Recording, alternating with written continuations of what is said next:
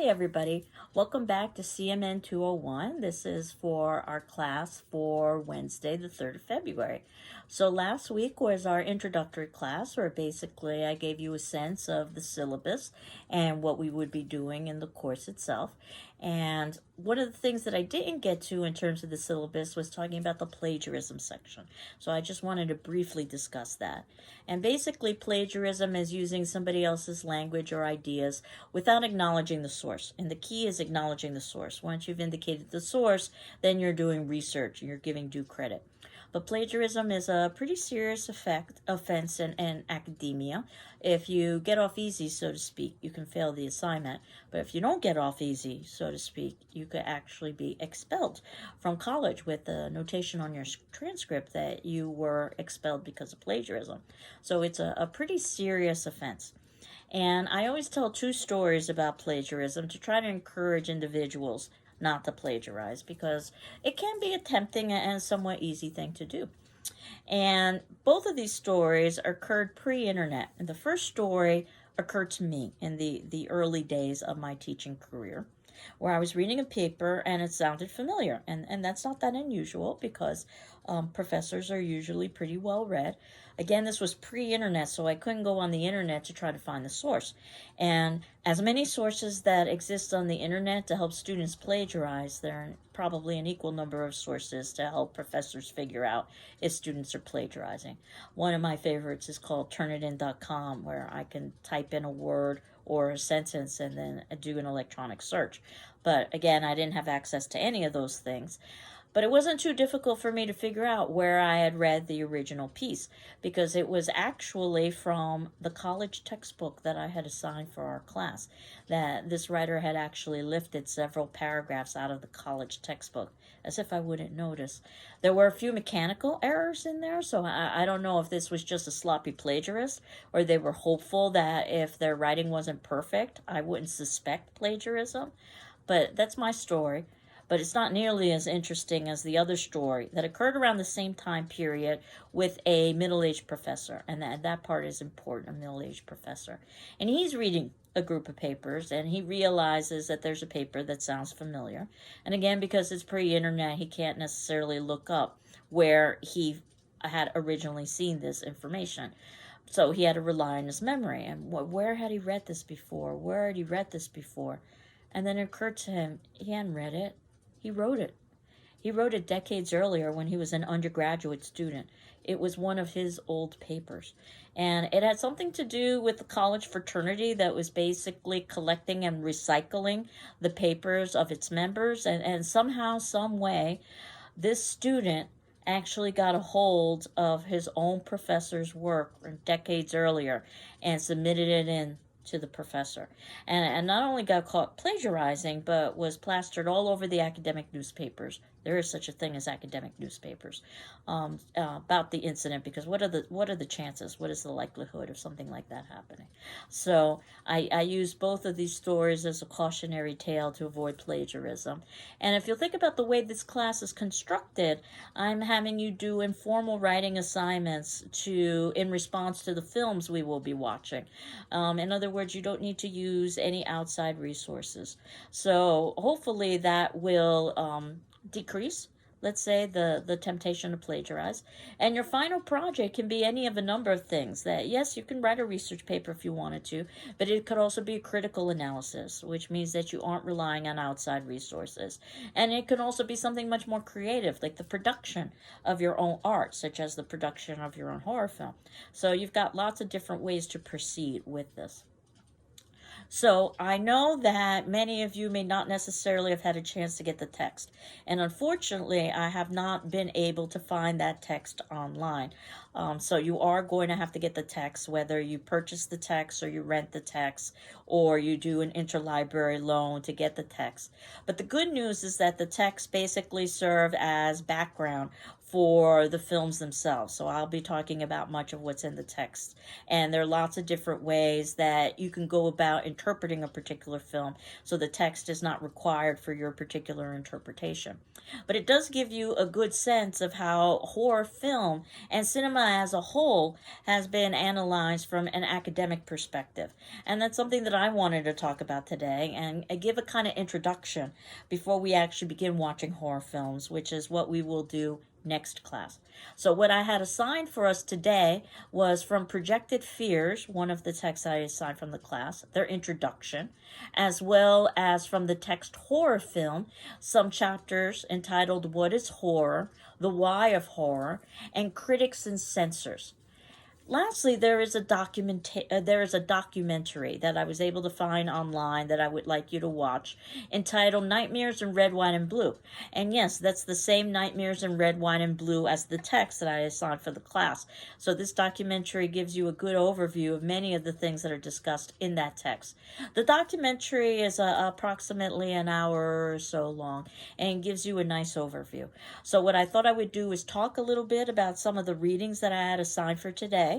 And then basically your job is to watch the documentary afterwards. And in Projected Fears, under the introduction, they talk a little bit about popular culture. And if you think about this particular class, we are talking about how horror film influences popular culture. And there are lots of different ways to define a cultural group, but usually when we talk about culture, we're talking about a group membership. And that group membership allows us to have some predictive abilities for things like the behavior of the group, the beliefs of the group, the attitudes or the feelings or the emotions of the group, and the values of the group. And that said, that doesn't mean that you can't have individual variants. You can.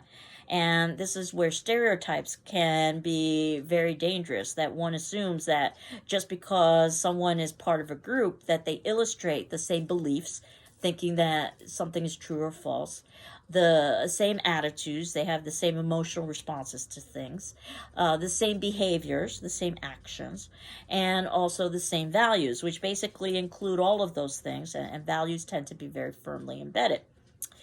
Now, when we talk about popular culture, we're talking about the culture of the masses. So there are lots of different cultural groups to which we all belong to. And there are large cultural groups that are based on things like age or ethnicity or gender. But there can also be much more specialized groups that are based on things like a particular interest or hobby. So all dog lovers, for instance, could be considered a cultural group. But when we talk about popular culture, what we're usually talking about is that which the masses engage in. And when we talk about that, we're talking about behaviors like music. We're talking about behaviors like television. We're talking about behaviors like food. In other words, what food do we consume? What television do we watch? What music do we listen to as a mass, a cultural group? And that can give us a good sense as to what we value and don't value as a society. And there's a political pundit, I can't remember if I mentioned him last class or not, by the name of Ralph Luntz, who basically specializes in language and also in culture.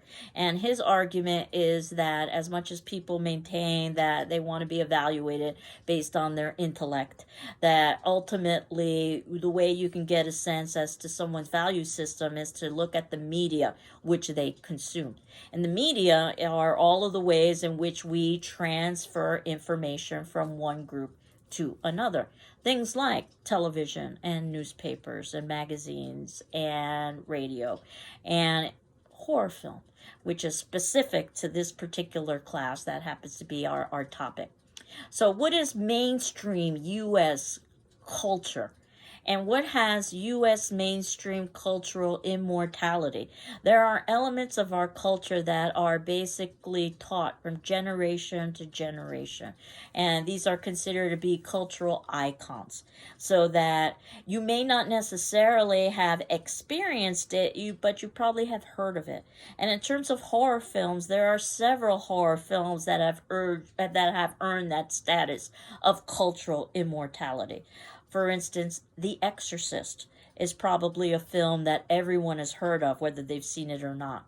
Dracula has achieved that level of cultural immortality. And both of those films actually are going to be films that we are going to be watching and analyzing in class. Now, the thing in terms of how we are going to be proceeding with analyzing cinema is looking at it from an allegorical or symbolic perspective. In other words, its representational elements. An allegory or a symbol isn't meant to be literal. It's meant to be much more abstract. And it's something that you oftentimes find in literary analysis, that you've got the surface meaning, but then you've got other meanings that are embedded in there. Some deliberate, and some perhaps might be accidental, but they still exist.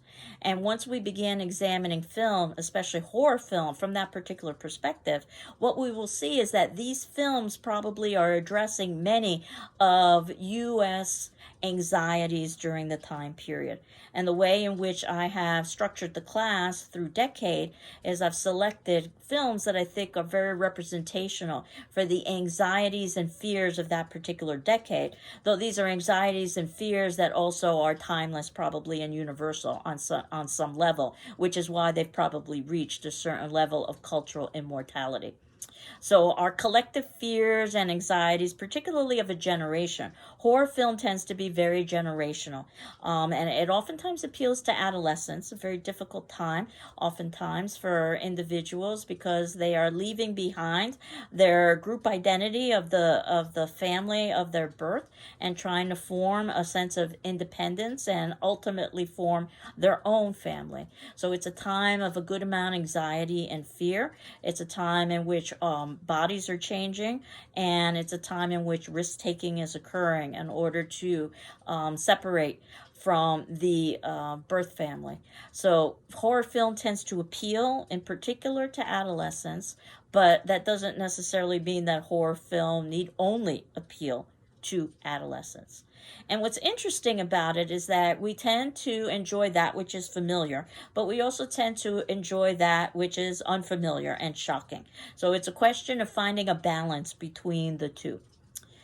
So that was basically the introduction, projected fears. The next text I wanted you to pay attention to is the text horror film, where they begin to try to define what exactly is horror.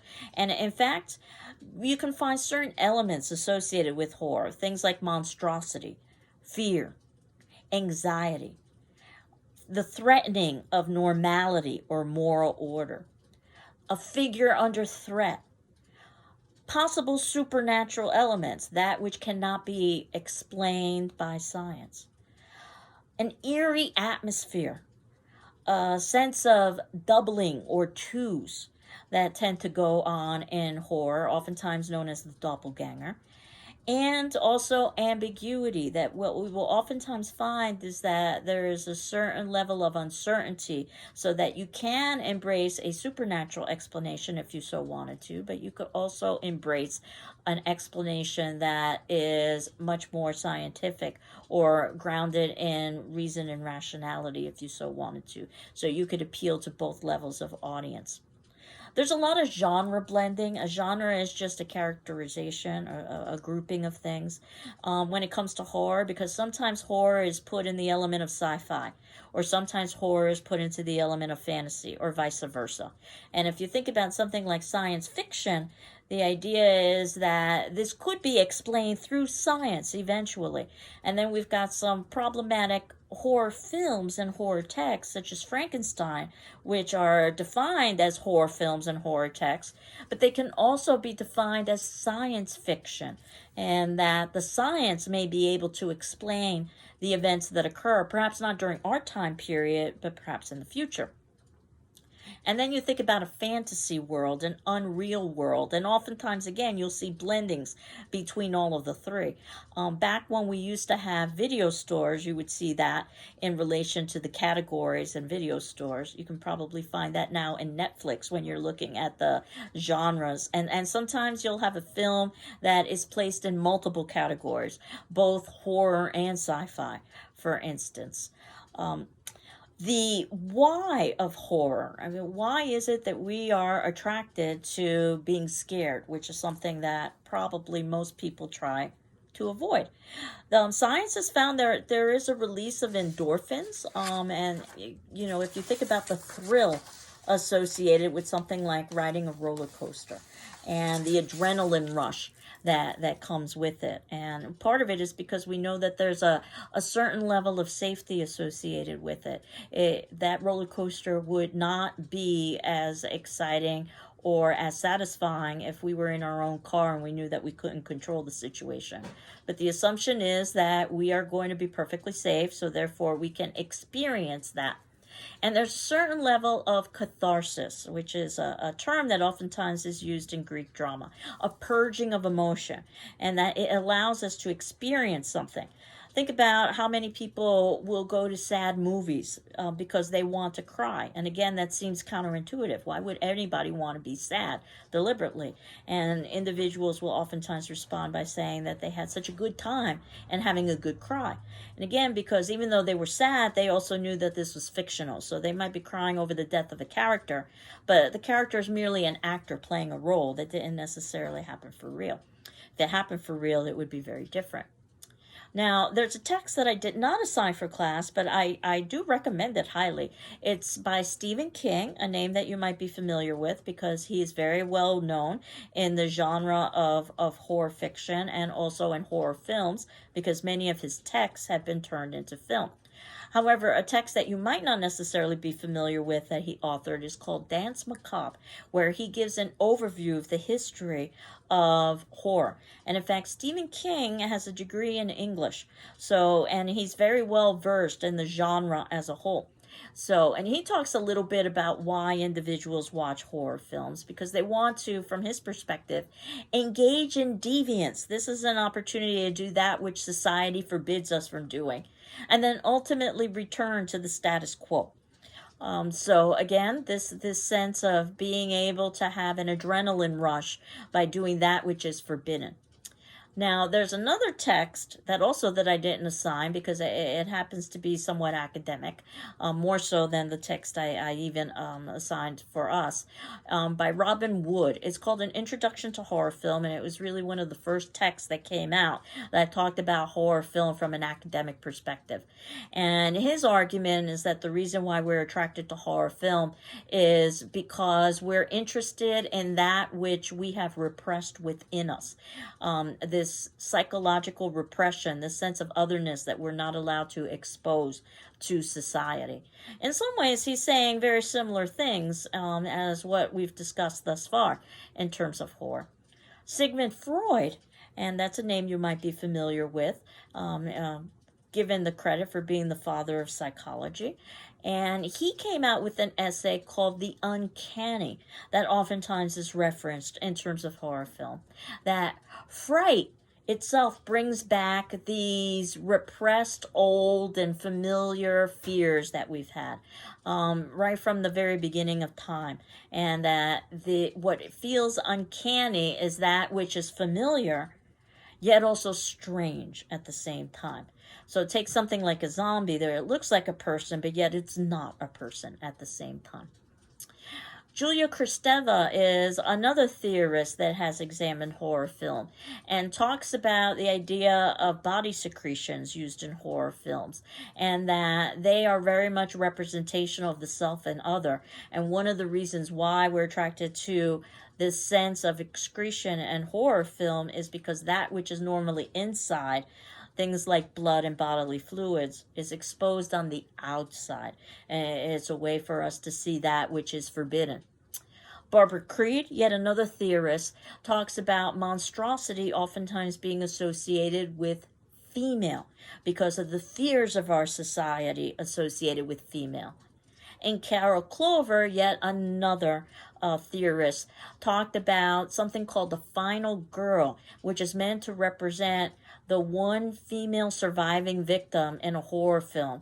Take Halloween, for instance, and that is a film that we're going to see, and that's where the term comes from Halloween. The final girl is the one who is the survivor, and she sort of serves as a kind of phallic survivor, oftentimes using phallic weapons for her survival, things like knives and swords, for instance.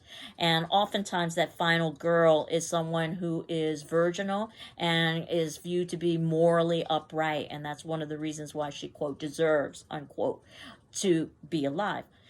So this just gives you a little bit of a taste of how some academic theorists have viewed horror film. And there are many more. I just wanted to give you a brief overview of some of the ways that they've done this in the past. What we are going to be doing is watching the films themselves and analyzing them from our perspectives, understanding that there's been scholarship that's been done on this, just like when we read a piece of literature.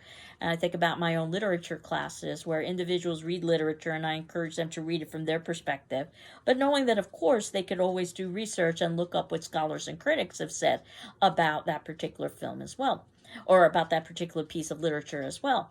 And there's the possibility of multiple interpretations, as long as there is evidence within the text to support it. Much like with horror film, there's a possibility of multiple interpretations, as long as there's evidence within the film to support it. So you're utilizing many of the same skills that you would use when you're analyzing literature. And it's one of the reasons why English 101 is a prerequisite for this class, because you're using the critical and the analytical skills that you would have begun in English 101. So horror film, Critics and Censors, was the last piece that I had you read for today. And talking a little bit about how horror film in general is oftentimes maligned and misunderstood. It oftentimes is seen as very formulaic, and it can be. It oftentimes is seen as being created purely for profit, and it can be. It oftentimes is viewed as exploitative, and it can be. But that said, you can also find within the genre films that have done much more than that. And that's exactly what we are going to be talking about, especially as we examine films that illustrate the social and cultural anxieties of a society. So one could argue that by watching these films, you can get a good sense of what the popular culture of the time was like, at least what the popular culture of the time feared, whether consciously or subconsciously. Though again, you can extend that to perhaps beyond the time period as well.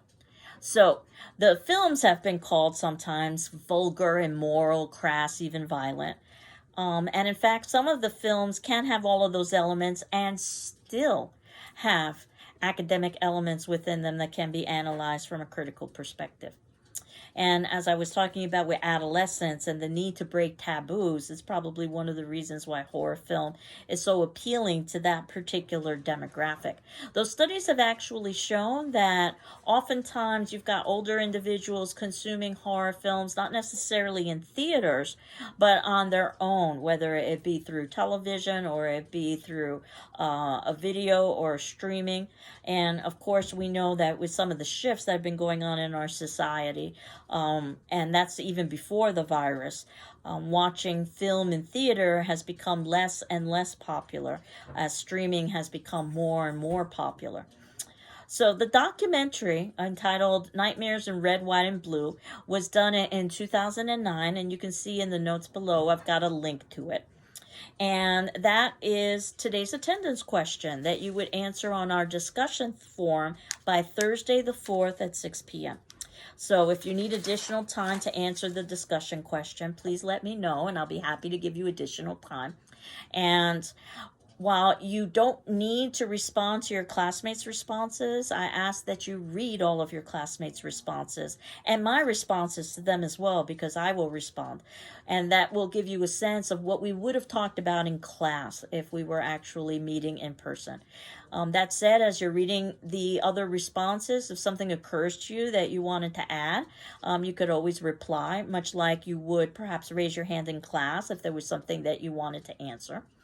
And the question is, what do you think was one of the most interesting things in the documentary Nightmares in Red, White, and Blue, and why?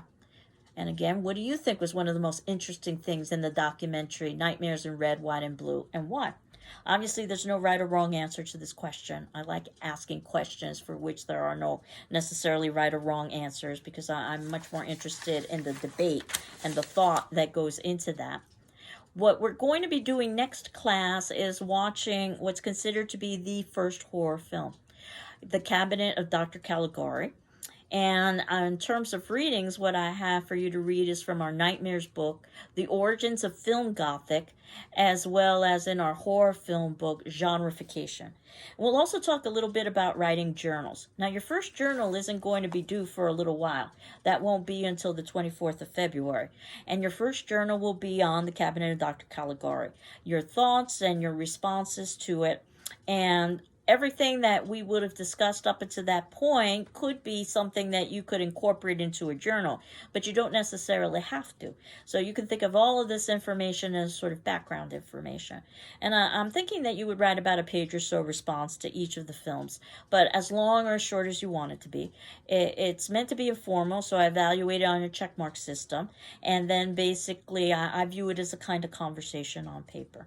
So at the ending of the semester, you will have at least a page response or so, probably, to each of the major films that we would have seen, and your thoughts and reflections about those particular films. That will assist you with something like a final exam, because we will have a cumulative final essay exam at the very ending of the semester, where you can, through open book and open notes, which is how the final is, you can utilize any of your past writings, as well as any of the readings that we've done in the class and any of the class videos that I've posted, so that you can synthesize everything that we've done this particular semester. And the journals might also be of help to you when you're thinking about a particular final project. So you might want to analyze a film in depth for a final project. So that also is a possibility. The journals are just a way for you to begin to touch on some of the questions, and sometimes the questions are more interesting than the answers, and ideas and themes that you might have about the film. And the first film, again, will be The Cabinet of Dr. Caligari. By that point, we would have watched the film, and we would have also discussed the film.